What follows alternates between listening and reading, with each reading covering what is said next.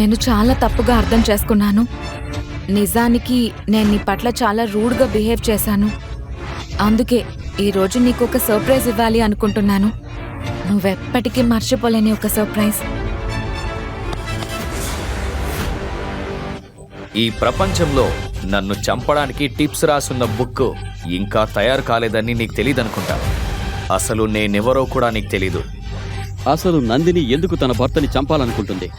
Nandini plan రుద్రకి ఎలా తెలిసింది? రుద్ర అసలు నిజం తెలుసుకోవడానికి రుద్ర ద డిస్ట్రాయర్ వింటూ ఉండండి. ఎవరైనా నన్ను ఆ రుద్రని పెళ్లి చేసుకోమంటే నేను సూసైడ్ చేసుకుంటా. Nandini please please please stop it. కత్తిని తీసే. లేదు మమ్మీ, నా జీవితం నాశనం అవుతుంది. ఆ రుద్రని మీరు చూశారు కదా, పేదవాడు, చదువుకోలేదు, చిరిగిన బట్టలు వేసుకుంటాడు. పెళ్లి తర్వాత అతను నన్ను ఏ బస్తీకి తీసుకుపోతాడో కూడా తెలీదు. ఇదంతా తెలిసినా కూడా మీరు నన్ను అతన్ని పెళ్లి చేసుకోమంటున్నారా? మావయ్య, మీరెందుకు ఇలా చేస్తున్నారు? మీ మనవరాలి ప్రాణం తీయాలనుకుంటున్నారా? ఇప్పటికిప్పుడు ఈ పెళ్లి క్యాన్సిల్ చేయకపోతే నేను మీపై కేసు పెడతాను. సరే, అయితే నేను కూడా కేసు పెడతా నీపైన. నందిని తండ్రి చావుకు ముందు బయటపడిన నిజమేంటో గుర్తుంది కదా? ఆ నిజం మళ్ళీ బయటకు రాకూడదనుకుంటే ఈ పెళ్లికి నువ్వు ఒప్పుకో. నీ కూతుర్ను కూడా పెళ్లికి ఒప్పించు. ముసలాయనికి పిచ్చి పట్టిందా? 101 మంది అబ్బాయిల సంబంధాలు వస్తే క్యాన్సిల్ చేశాడు. ఈ ముసలాయన తన మనవరాలి పెళ్లి చేయడనుకుంటా. 100 500 మంది అబ్బాయిల సంబంధాలైనా క్యాన్సిల్ చేస్తాడతను. ఈ ముసలాయన మామూలు ముసలాయన కాదు, దేశంలోని అత్యంత ధనవంతుడైన తాళ్ళూరు ఇండస్ట్రీ యజమాని ముఖేష్ తాళ్ళూరి. తన మనవరాలికి ఎవరినిచ్చి పెళ్లి చేస్తాడా అని ప్రపంచమంతా ఎదురు చూస్తోంది. మేడం గారు, ఈసారి నందిని పాప కోసం మీకు ఖచ్చితంగా నచ్చే సంబంధాలను తీసుకొచ్చాను. ముఖేష్ తాళ్ళూరి తన మనవరాలి కోసం పెద్ద పెద్ద సంబంధాల్ని కూడా తిరస్కరించడం చూసి అందరూ అసలు ఆయన ఎలాంటి వాడిని కోరుకుంటున్నారో తెలుసుకోవడానికి ఆసక్తిగా ఎదురు చూస్తున్నారు. మావయ్య, ఈ ఒక్కసారి చూడండి. నా మనవరాలి కోసం ఇలాంటి వాళ్ళని తీసుకొస్తారా? Get out! మావయ్య, మీరు నా కూతుర్ని జీవితాంతో పెళ్లి చేయకుండా కూర్చోబెడతారా? మంచి సంబంధాలు వస్తున్నాయి, ఎందుకు అందరినీ వద్దంటున్నారు? అసలు మీ ప్రాబ్లం ఏంటి? వీరిలో ఎవరూ మన నందినికి తగినవారు కాదు. నందినికి తగిన అబ్బాయి దొరికినప్పుడు ఆమె పెళ్లి చేస్తాను. తగినవారు కాదా? యష్ మల్హోత్రా ఇండస్ట్రీస్కి ఏకైక వారసుడు. అంతకు ముందు వచ్చిన అబ్బాయి వచ్చే నెలలో క్రికెట్ టీం కెప్టెన్ కాబోతున్నాడు. మరి అంతకు ముందు చూసిన అబ్బాయి ప్రైమ్ మినిస్టర్కి మేనల్లుడు.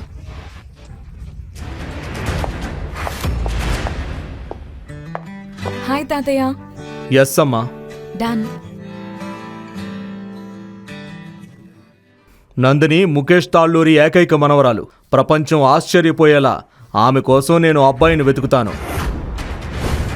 నా కూతురి కోసం ఏ రాజ్యపు రాకుమారుని వెతుకుతున్నారో మరి నాకు అర్థం కావడం లేదు. నీకు బుద్ధుందా లేదా? అది కాదు సార్. 1000 రూపాయల షూ పాడు చేశావు. వైట్ షూకి బ్లాక్ పాలిష్ ఎవడైనా వేస్తాడా? క్షమించండి సార్, మనుషులం కదా, తప్పవుతుంది కదా. తప్పు చేసి పైగా వాదిస్తున్నావా? ప్లీజ్ వదిలేయండి సార్. పాపం పిల్లాడు, తప్పు జరిగిందంటున్నాడు కదా, క్షమించండి. వీడినేం చేయాలో నువ్వు నాకు చెప్తున్నావా? నీ లిమిట్స్లో నువ్వుండు. నువ్వు కూడా ఈ షాప్లో షూ పాలిష్ చేసేవాడివే. అయినా నీకు వీడి మీద జాలి కలుగుతుంది కదా. ఇదిగో, ఇప్పుడే ఈ షూ నువ్వు క్లీన్ చేయి. వెళ్ళు, క్లీన్ చేయి. ఏంటి నా మొహం చూస్తున్నావు? లోపలికి వెళ్ళు.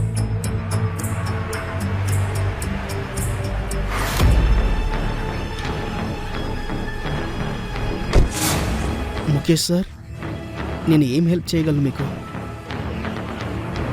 రుద్ర, నేను ముఖేష్ తాళ్ళూరి.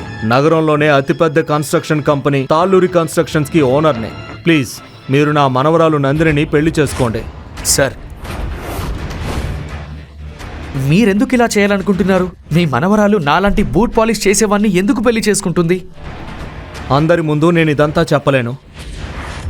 ప్లీజ్ నాతో రండి. రుద్ర, నువ్వెవరో నాకు తెలుసు. నువ్వు బూట్ పాలిష్ చేసేవాడిలా ఎందుకుంటున్నావో కూడా తెలుసు. ఏంటి? కానీ మీకు ఇదంతా మిగిలిందంతా ఇందులో రాసుంది.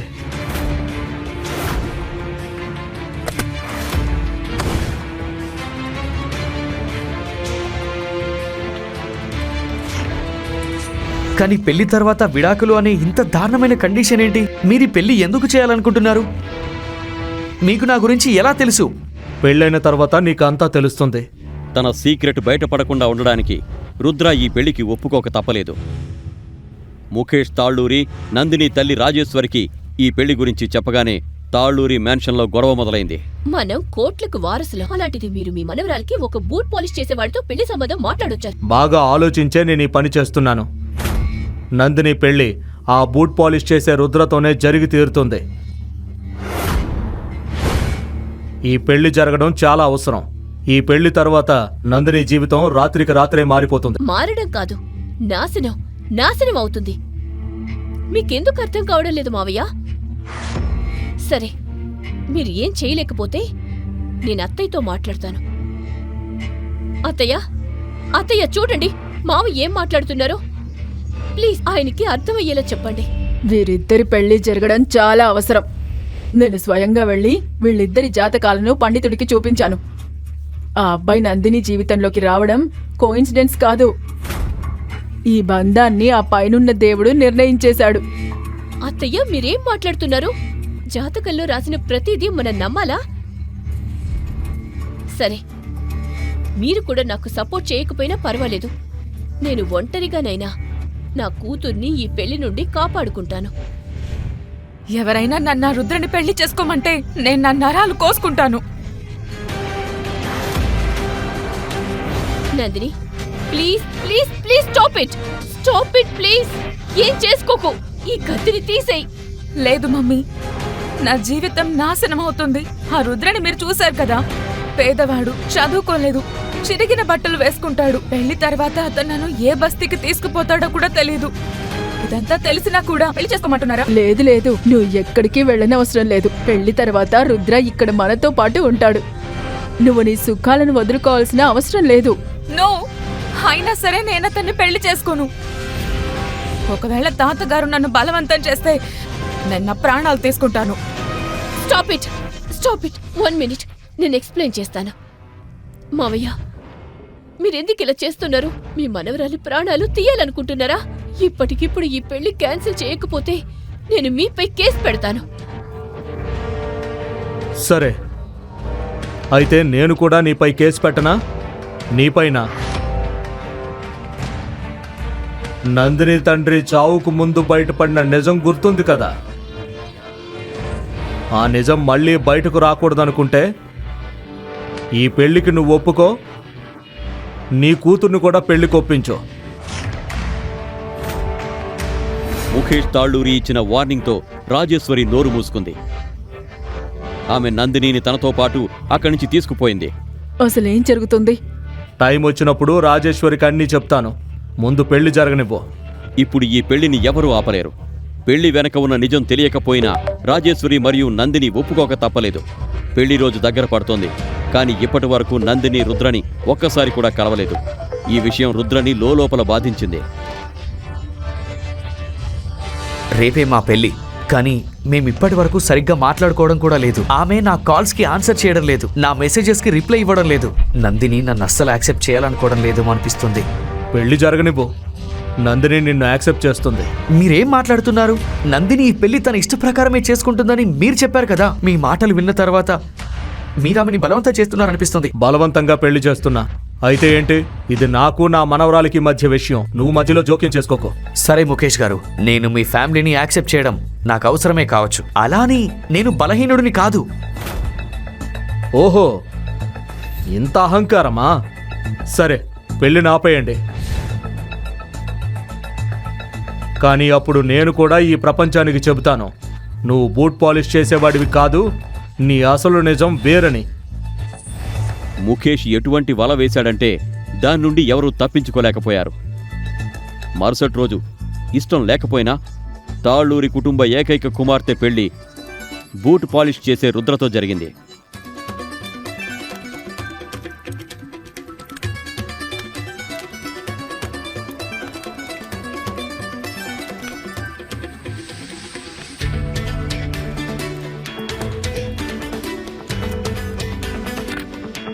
ఇప్పుడు చెప్పండి, మీరెందుకు మమ్మల్ని ఈ బంధంలో కట్టిపడేశారు? నా జీవితాన్ని నాశనం చేయడంతో మీకేం దక్కిందో చెప్పండి. తల్లి, నేను ఈ పెళ్లి ఎందుకు చేయించానంటే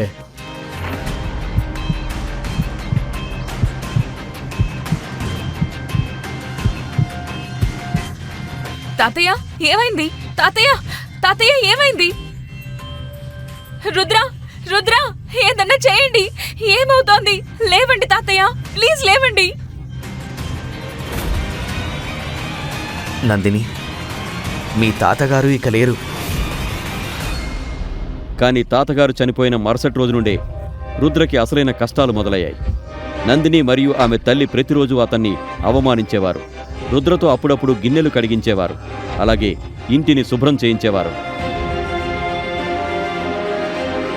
ఒకరోజు నందిని కాలేజ్ ఫ్రెండ్ రేష్మా ఇంటికొచ్చింది. ఇంట్లో కొత్త పనివాడిని పెట్టుకుంటున్నావా? నేను పనివాడిని కాదు, నందిని భర్తని. ఏంటి? నందిని భర్త? నువ్వు సీక్రెట్ గా ఇంటి పనివాడిని పెళ్లి చేసుకున్నావా నందిని? Very funny. నా దురదృష్టాన్ని చూసి నవ్వడం ఆపేయి. నువ్వు ఇతనికి డైవోర్స్ ఎందుకు ఇవ్వట్లేదు?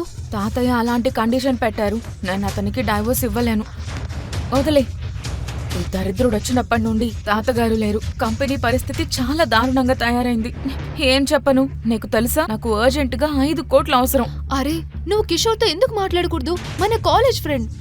అతను ఇప్పుడు అగ్రజ ఇండస్ట్రీస్ కి ఓనర్ కూడా. కాలేజ్ టైం నుంచి తను నీపై రైట్. కిషోర్ గతంలో కూడా చిన్న చిన్న విషయాల్లో నందినికి హెల్ప్ చేశాడు. వీటన్నింటి వెనక కిషోర్ తనను ఫ్లర్ట్ చేస్తున్నాడని, ఆమెను రాంగ్ వేలో చూస్తున్నాడని నందినికి తెలుసు. కానీ ఆమె ఈ విషయాలన్నింటినీ పట్టించుకోకుండా అతని నుండి హెల్ప్ తీసుకునేది. ఎందుకంటే ఆమె తన కెరీర్లో ముందుకు సాగాలనుకుంది. నందిని కిషోర్తో మీటింగ్ని ఫిక్స్ చేసినప్పుడు రుద్ర ఆమెను కారులో ఆఫీస్కి తీసుకొచ్చాడు. హలో నందిని,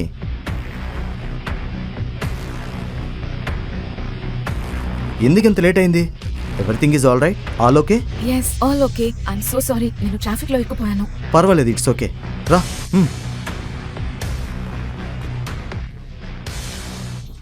ఇతనెవరు? నీ డ్రైవరా? నేను నందిని భర్త రుద్ర. ఓ, హస్బెండా? Husband? Hi. I'm sorry Rudra, actually I don't know. అసలు నువ్వేం చేస్తావు? నీ బిజినెస్ ఏంటి? అది యాక్చువల్లీ నేనేం వర్క్ చేయను. నేను అంతగా చదువుకోలేదు కూడా. ఈ పేదవాడికి నందిని లాంటి అమ్మాయి దొరికింది. వావ్, ఏదేమైనా నాకైతే మంచిదే. ఇప్పుడు ఆమె నా వల్ల పడేయడానికి కొద్దిగా డబ్బు విసిరితే సరిపోతుంది. అరే పర్వాలేదు, నేను నందిని కోసం ఎంతైనా చేయగలను. మా కంపెనీలో ఒక జాబ్ ఉంది, చెప్పు, వర్క్ చేస్తావా? డోంట్ వరీ, నువ్వు నందిని భర్తవే, నేను నీకు మంచి వర్కే ఇస్తాను.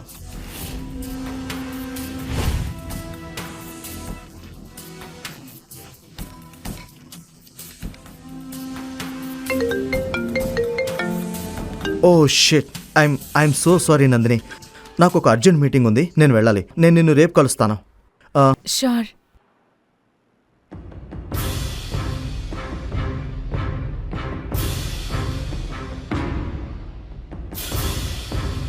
నువ్వు నా హస్బెండ్ అని చెప్పాల్సిన అవసరం ఏమొచ్చింది? నువ్వు జాబ్ చేయడం లేదని కూడా చెప్పేశావు. ఇదంతా చెప్పడమే కాకుండా అతను నీకు ఉద్యోగం ఇస్తాను అన్నప్పుడు నువ్వెందుకు ఒప్పుకోలేదు? నేను నిన్ను ఇలా ఎంతకాలం కూర్చోబెట్టి పోషించాలి? నందిని, నాకు కిషోర్ ఇంటెన్షన్ కరెక్ట్గా లేదనిపిస్తుంది. అతను నీ కంపెనీని కాపాడడానికి మనీ ఇవ్వడం లేదు.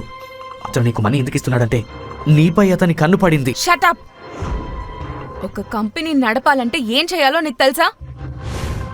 ఇలాంటి పనికి మాలిన సాకులు చెప్పకు నువ్వు. ఏం ఆలోచించి తాతయ్య నిన్ను నా నెత్తిన పెట్టారో కానీ ఆయనేమో స్వర్గానికి వెళ్ళిపోయారు. నందిని చూడు, అలా కాదు. చూడు, నాకు 5 కోట్లు కావాలి.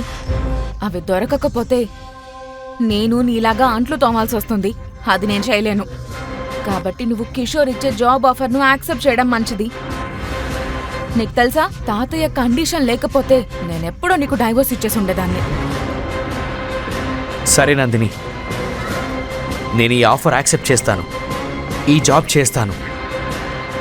గుడ్. ఇది విని నందిని సంతోషించింది. అలాగే ఆమె వెంటనే కిషోర్కి కాల్ చేసి రుద్ర నిర్ణయం చెప్పింది. సరే, రేపు అతను ఆఫీస్కి తీసుకురా ఇంటర్వ్యూ కోసం. Okay, bye bye. ఏంటి సార్, పేదోడైన నందిని హస్బెండ్కి మీ కంపెనీలో జాబ్ ఇస్తారా? మన కంపెనీ పరువు ఏమైపోతుంది? నువ్వేమనుకుంటున్నావు? రోడ్డుపై పోయే ప్రతి వాడిని నా కంపెనీలో పెట్టుకుంటాను అనుకుంటున్నావా? ఈ కంపెనీ ఏమైనా ధర్మశాల? అయినా మన కంపెనీలో టాయిలెట్లు క్లీన్ చేయడానికి ఎవరో ఒకరు కావాలి కదా. అర్థమైంది సార్. మరుసటి రోజు ఉదయం నందిని రుద్రని కిషోర్ ఆఫీస్కి తీసుకువచ్చింది. దారి పొడుగునా నందిని రుద్రకి ఇంటర్వ్యూలో ఎలా మాట్లాడాలో చెబుతూనే ఉంది. Okay. Okay sir. Hi. Hi Nandini, how are you? I'm good. రా కూర్చో. కమ్. హే వెయిట్, వెనక లిజన్. Yes sir. రుద్రని బయటికి తీసుకెళ్ళి ఫామ్ ఫిలప్ చేయించు. కమ్. అండ్ లిజన్, బయటికి వెళ్ళి అందరికీ చెప్పు నన్ను డిస్టర్బ్ చేయొద్దని. నేను నందినితో పర్సనల్గా మాట్లాడాలి. Got it? ఇదంతా చూసి రుద్రకి చిరాకొచ్చింది. కానీ నందినిని చూసి అతను సైలెంట్గా ఉండిపోయాడు.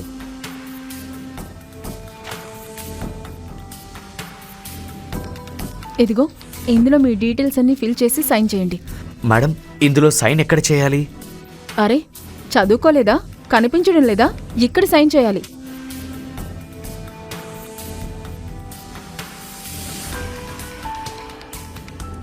రుద్ర ఫామ్లో తన డీటెయిల్స్ నింపుతుండగా వెంటనే మేనేజర్ పరిగెత్తుకుంటూ కిషోర్ క్యాబిన్కి వెళ్ళాడు.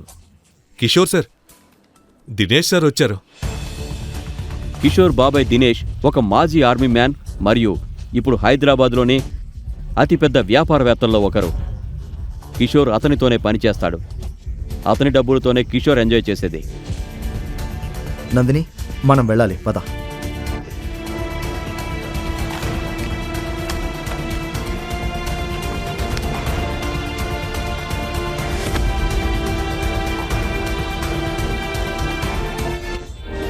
గుడ్డివాడివా ఏంటి? Sir, I'm so sorry. నేను కేవలం ఇక్కడికి అడ్రస్ అడగడానికి వచ్చాను. నేను వెళ్తున్నాను. Sorry sir. దినేష్ రుద్రని గుర్తుపట్టకుండా ఉండడానికి అతను త్వరగా అక్కడి నుంచి వెళ్ళిపోయాడు. అప్పుడే దినేష్ దృష్టి అక్కడ ఉన్న పెన్పై పడింది. పెన్పై ఉన్న ఆ 6 గుర్తును చూసి అతని కాళ్ల కింద భూమి కంపించింది. ఈ పెన్, ఇది అతని పెన్నా?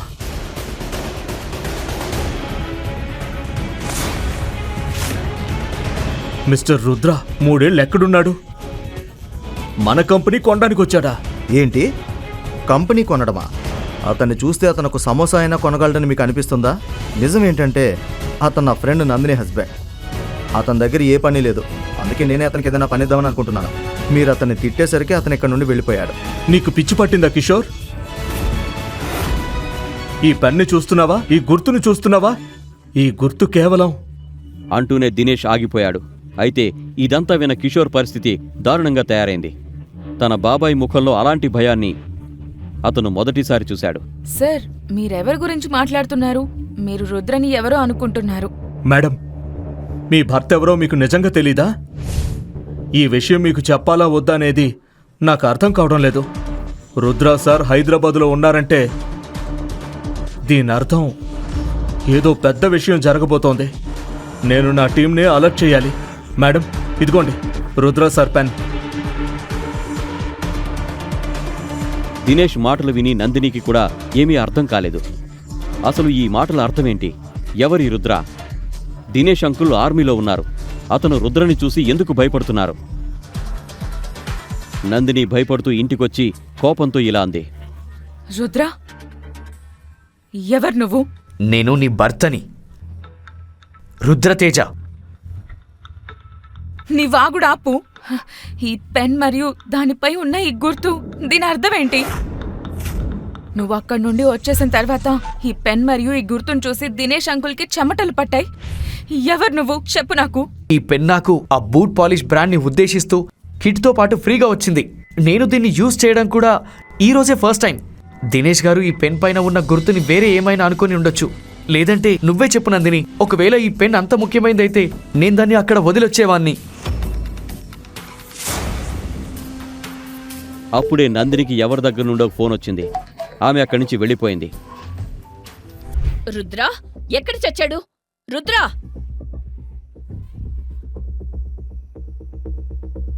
అమ్మా, అతను నిన్న రాత్రి నుంచి కనిపించడం లేదు. అతని ఫోన్ కూడా స్విచ్ ఆఫ్ వస్తుంది. రానివ్వు వాణ్ణి. ఈరోజు వాడితో ఇంట్లో ఉన్న బాత్రూంలన్నీ మోకాళ్లపై కూర్చోబెట్టి శుభ్రం చేయిస్తాను చూడు. ఫోన్ కూడా కలవడం లేదా? అమ్మా, ఈ రోజు నా లైఫ్ లోని బిగ్ డీల్ వచ్చింది. ఆ డీల్ రుద్ర డాక్యుమెంట్స్ పై సైన్ చేస్తేనే కంప్లీట్ అవుతుంది. అతను సైన్ చేయకపోతే అంతా నాశనం అయిపోతుంది, అంతా అయిపోతుంది. నందిని తాతగారు ముఖేష్ తాలూరి చనిపోయే ముందు వారి కంపెనీ పవర్ ఆఫ్ అటార్నీని రుద్ర పేరు మీద రాశారు. దీని కారణంగా కంపెనీ తీసుకునే ప్రతి నిర్ణయానికి రుద్ర సంతకాలు అవసరం. ఏమైతేనేం మమ్మీ, ఆ రుద్రని వదిలించుకోవడానికి నేనొక ప్లాన్ వేశాను. ఈ 5 ఫైల్స్ పై రుద్ర సంతకం చేయాలి. నేను వాటిలో డైవోర్స్ పేపర్స్ కూడా పెట్టాను. కోర్టుల డీల్ పై సంతకాలు చేస్తూ అతను డైవోర్స్ పేపర్స్ పై కూడా సైన్ చేస్తున్నాడనే విషయం రుద్రకి తెలియనే తెలీదు. కానీ ఆ పనికి మాలినవాడు ఎక్కడికి పోయాడు? రుద్ర అండర్ వరల్డ్లో బందీగా ఉన్నాడు మరియు అతని ముందు హెడ్ షాట్ కూర్చుని ఉన్నాడు. అండర్ వరల్డ్కు చెందిన ఆ కిరాతక డీలర్కి సంబంధించి కోట్ల డ్రగ్ సిండికేట్ను రుద్ర నాశనం చేశాడు. హెడ్ షాట్ కళ్లలో ద్వేషం, రుద్ర ముఖంపై కేవలం ఉత్కంఠ మాత్రమే కనిపించింది. నా గురించి పోలీసులకు చెప్పి నువ్వు మంచి పని చేశాననుకుంటున్నావా రుద్రా? నువ్వు నాపై కంప్లైంట్ చేసి తప్పించుకోగలననుకున్నావా? చాలా తప్పుడు వ్యక్తితో పెట్టుకున్నావు రుద్రా.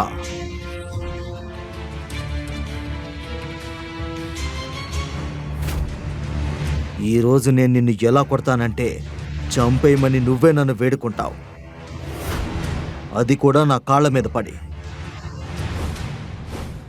నువ్వే నన్ను క్షమించమని అడుగుతావు, అది కూడా నీ ముక్కును నా బూట్లకు రాస్తూ.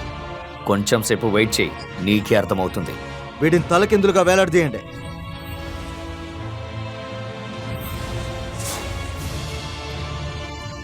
మహాకాలుడిని వినాశకుడని ఎందుకంటారో తెలుసా? అధర్మం తన హద్దులు దాటినప్పుడు మహాకాలుడి తాండవం ప్రతిదీ నాశనం చేసి ఒక కొత్త ప్రారంభం చేస్తుంది. ఇప్పుడు ప్రపంచం రుద్ర తాండవం చేస్తుంది.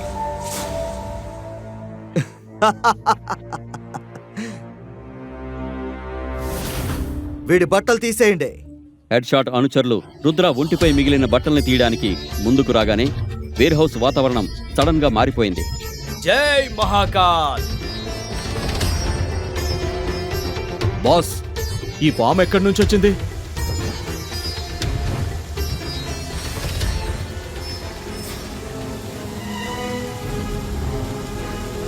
ఆ తరువాత డమరుకం శబ్దం హెలికాప్టర్ల ఘనఘన శబ్దంగా మారడం మొదలైంది. అసలేం జరుగుతుంది? కొంచెం సేపు ఆగమని చెప్పాను కదా.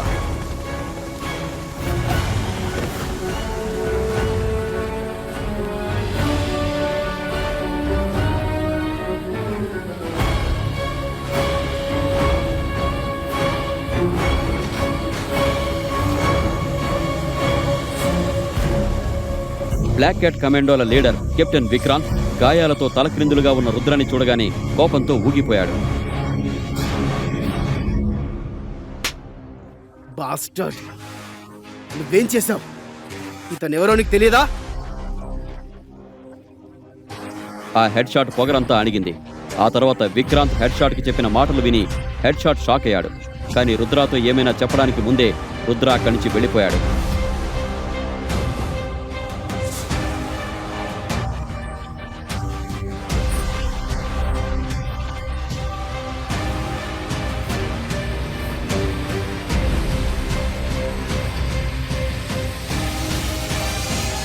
ఓ పనికి మాల్యవాడా, ఇంట్లో పని తప్పించుకోవడానికి నిన్న రాత్రి నుంచి కనిపించకుండా పోయావా? చెప్పేది విను, ఇక్కడ నీకు ఫుడ్ ఫ్రీగా రాదు.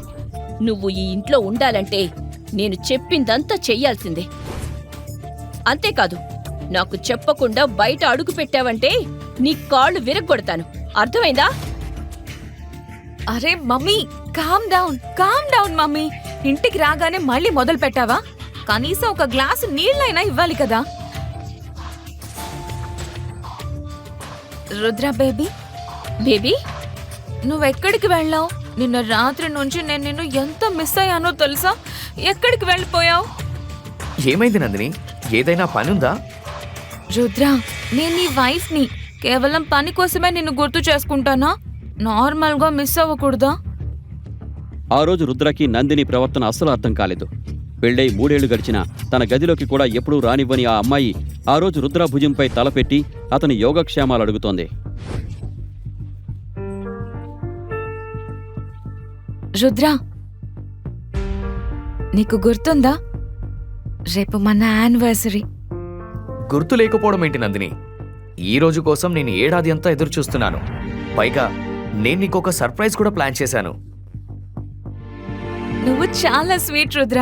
సరే, నేను మన యానివర్సరీకి ఏం గిఫ్ట్ అడిగినా నువ్వు ఇస్తావా? గిఫ్ట్ ఏంటి నందిని? నువ్వు నా ప్రాణం అడిగినా ఇస్తాను. ఓయ్ మజ్ను, ప్రాణం ఇవ్వాల్సిన అవసరం లేదు. నా కూతురికి ఏ గిఫ్ట్ కావాలో అది ఇవ్వు చాలు. మమ్మీ, నువ్వు మా మధ్యలో ఎందుకు మాట్లాడుతున్నావు? 1 minute బేబీ. ఇలా చెప్పి నందిని ఆ కాగితాలను రుద్ర ముందుంచి వాటిపై సైన్ చేయమని చెప్పింది. వీటిపై నీ సైన్ కావాలి. నందిని, ఇవి దేనికి సంబంధించిన పేపర్లు? బేబీ, రేపు మన యానివర్సరీ కదా, దీనికోసమే నేను ఒక సర్ప్రైజ్ ప్లాన్ చేశాను. దానికి సంబంధించిన కొన్ని ఫార్మాలిటీ పేపర్స్ ఇవి. కానీ నందిని, ఏ హోటల్ ఇలా పేపర్ పైన సైన్ చేయించుకుంటుంది? నీకు నాపై నమ్మకం లేదా? సరే పర్వాలేదు, లేదు నువ్వు చదువుకో. లేదు నందిని, నా ఉద్దేశం అది కాదు. నాకు నీపై పూర్తి నమ్మకం ఉంది. నువ్వు ఇదంతా చదివే ఉంటావని అనుకుంటున్నాను. అయితే సైన్ ఊరికే చేయి. అడిగాను. ఓకే.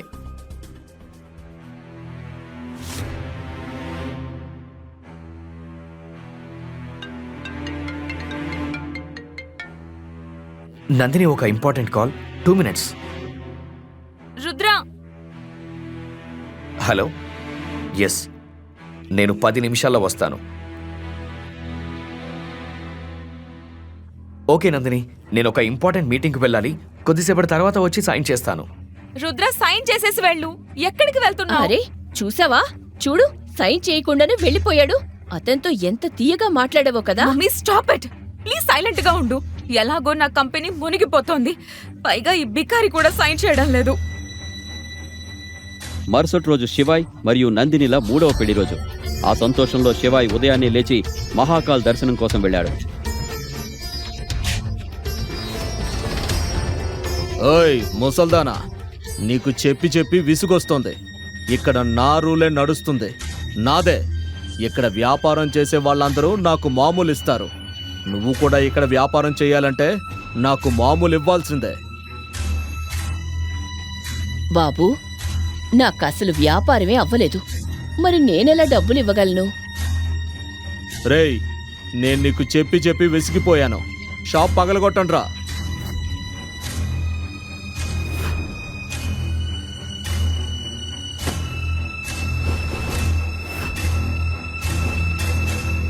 మహాకాలుడి నగరంలో ఒకే ఒక్కరి రూల్ నడుస్తుంది. ఆయనే మహాకాల్. మీ రూల్ ఇక్కడ నడవదు. పోరా, వెళ్ళిపో. లేదంటే ఈ ముసలామకి ఏ గతి పట్టిందో అదే చేస్తాం. నువ్వు దారుణంగా చస్తావు. అన్యాయం చేసేవాడే అకాల మరణం చెందుతాడు. మహాకాలుడి భక్తుడిని కాలం కూడా ఏమీ చేయలేదు. ఏయ్, వెళ్ళు.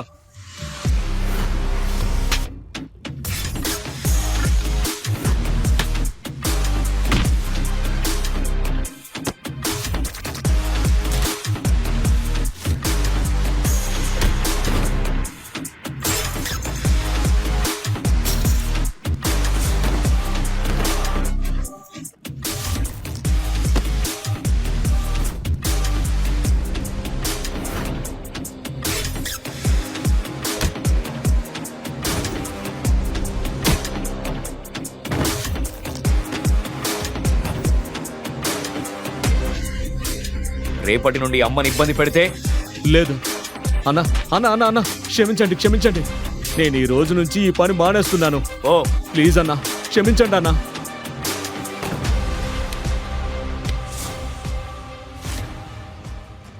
రుద్ర, బాబూ, నువ్వు ఈ రోజు రావటం మంచిదయింది. ఎందుకు చింతిస్తున్నావమ్మా? ఆ మహాకాలుడున్నాడు కదా. అమ్మా, ఈ ఎర్ర గులాబీలతో ఒక అందమైన బొకే చేస్తావా? ఈ రోజు ఏదైనా స్పెషలా? అవునమ్మా, ఈరోజు నాది నందినిది పెళ్లి రోజు. కానీ నందినికి ఈ విషయం గుర్తుందా? నాకు గుర్తున్నా ఆమెకి గుర్తున్నా ఒకటే కదమ్మా, పెళ్లి రోజు మా ఇద్దరిది. వన్ సైడ్ లవ్ అయితే ఎక్కువ కాలం ఉండదు బాబూ. అమ్మా, ఇలాంటి ప్రేమ చాలా ప్రత్యేకం. వన్ సైడ్ లవ్లో ఎదుటివారి ప్రపంచంలో మన పాత్ర చిన్నదైనా వారే మన ప్రపంచమవుతారు. మహాదేవుడి అనుగ్రహం కలిగి నువ్వు నందినిని ఎంత ప్రేమిస్తున్నావో ఆమె కూడా నిన్నంతే ప్రేమించాలి. సరే, నేను మీ ఇద్దరి కోసం ఒక అందమైన బొకే తయారు చేస్తాను. కొద్దిసేపట్లోనే బొకే రెడీ అయింది. అది చూసి రుద్ర ముఖంలో చిరునవ్వు వచ్చింది. అరే వా, ఈ బొకే చూసి ఆమె నాకు పడిపోతుందమ్మా. మీరు ఇచ్చిన పూల సువాసనకు ఆమె నా దాసోహం అయిపోతుంది. ఇదిగో అమ్మా. వద్దు వద్దు బాబూ, నా కోసం నువ్వెంతో చేశావు. నేను డబ్బెలా తీసుకోగలను? అమ్మా, మీరీరోజు డబ్బులు తీసుకోకపోతే నేను మళ్ళీ మీ నుండి ఎప్పుడూ పూలు తీసుకోను. రుద్ర చెప్పిన ఆ మాటలకు అమ్మ దగ్గర సమాధానం లేదు. ఆమె నవ్వుతూ డబ్బు తీసుకుంది.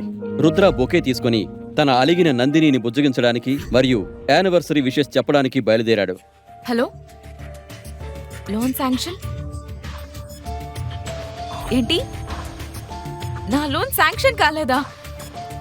నువ్వెవరితో మాట్లాడుతున్నావో తెలుసా? ముఖేష్ తాళ్ళూరి మనవరాల్ని. నాకు ఎమర్జెన్సీ ఫండ్స్ కావాలి. హలో, నందిని కంపెనీ భారీ నష్టాల్లో ఉంది. తన కంపెనీని కాపాడుకోవడానికి మరుసటి రోజు రీయూనియన్ పార్టీకి వెళ్లి తన ఫ్రెండ్ అర్జున్ను మనీ హెల్ప్ అడగాలని నందిని నిర్ణయించుకుంది.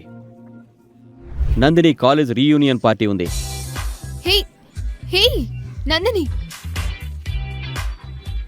నువ్వు చాలా అందంగా ఉన్నావు, కానీ అంత తొందర ఏంటి? నువ్వు జ్యువెలరీ వేసుకోవడం కూడా మర్చిపోయావా? అయ్యో సారీ, నేను మర్చిపోయాను. నీ హస్బెండ్ నీకు చెప్పులు కూడా కొనివ్వలేడు.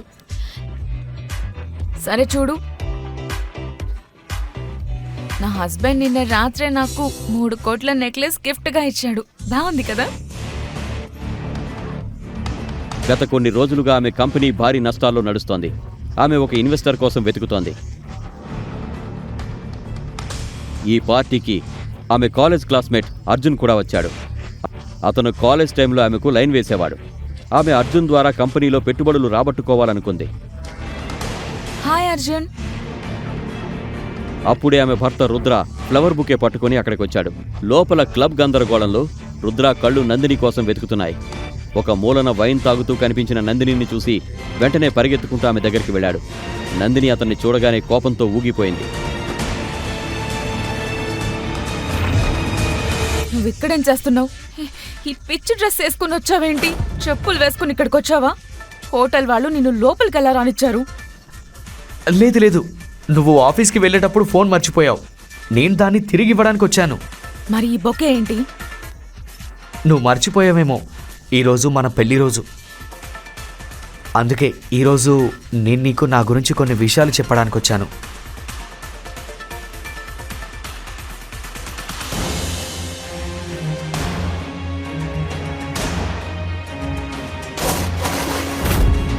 అక్కడ ఉన్న ప్రతి ఒక్కరూ ఇప్పుడు రుద్ర, అర్జున్ మరియు నందిని వైపు చూస్తున్నారు. Let's dance. నందిని, ఒక్కసారి నా మాట విను. నేను నీకు నిజం చెప్పాలనుకుంటున్నా. ఆ పూలను చూసావా? నీ స్థానం నా జీవితంలో ఆ పూలతో సమానం. ఇక్కడ నుండి వెళ్ళిపో. Get out. Nandini, come with me.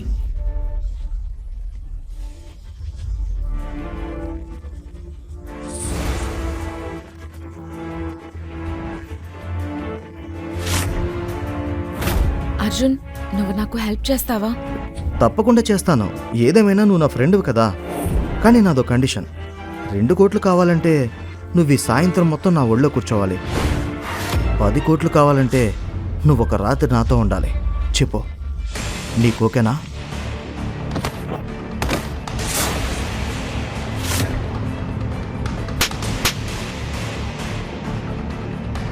Pool, నువ్వేం చేసావు? నీకు పిచ్చి పట్టిందా ఏంటి? పాపం, ఇతను నాకు హెల్ప్ చేస్తున్నాడు. ఇప్పుడే అతనికి సారీ చెప్పు. సారీ చెప్పు. సారీ, నా చెప్పు కూడా అతనికి క్షమాపణ చెప్పదు. నందిని, నువ్వు నాతో రా. ఎక్కడ రుద్రతేజ ఎవరు?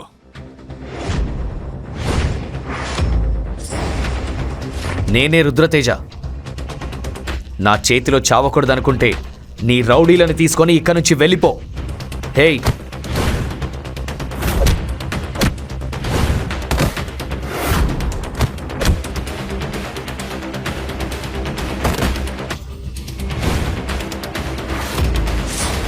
పిల్లల ఆట ఆపి ఒక్కొక్కరు కాకుండా అందరు రండి. ఆ మహాదేవుడు సాక్షిగా ఈరోజు మీలో ఎవ్వరు కూడా ప్రాణాలతో ఉండరు. రండి.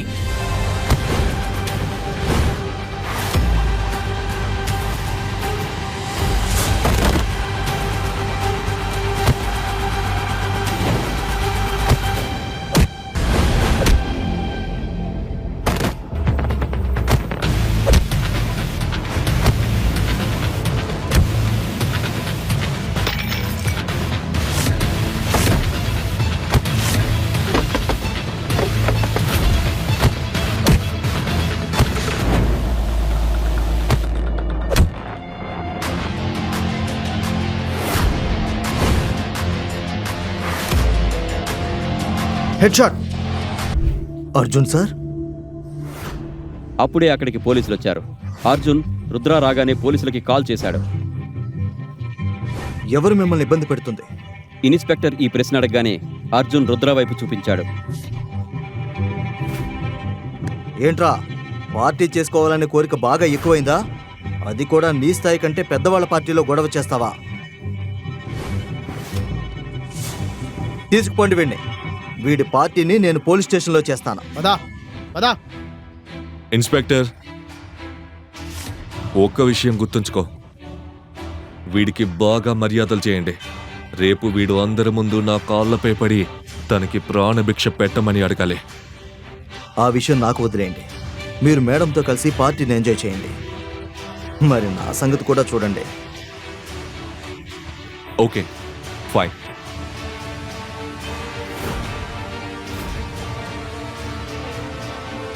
రుద్రని పోలీస్ స్టేషన్కి తీసుకెళ్లి ఒక కుర్చీలో కూర్చోబెట్టారు.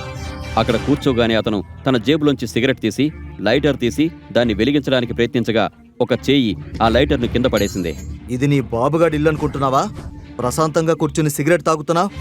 కానిస్టేబుల్, వీడి బట్టలన్నీ తీసి ఐస్ పై పడుకోబెట్టండి.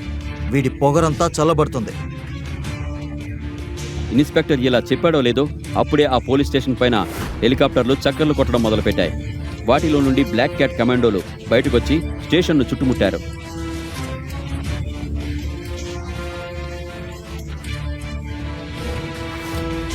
మీరెవరు? ఇక్కడేం చేస్తున్నారు? ఇన్స్పెక్టర్, మీరు ఎవరిని అరెస్ట్ చేశారో తెలుసా? అలా అని ఆ కమాండో రుద్ర వైపు వెళ్లి కింద పడి ఉన్న లైటర్ తీసి అతని సిగరెట్ను వెలిగించాడు.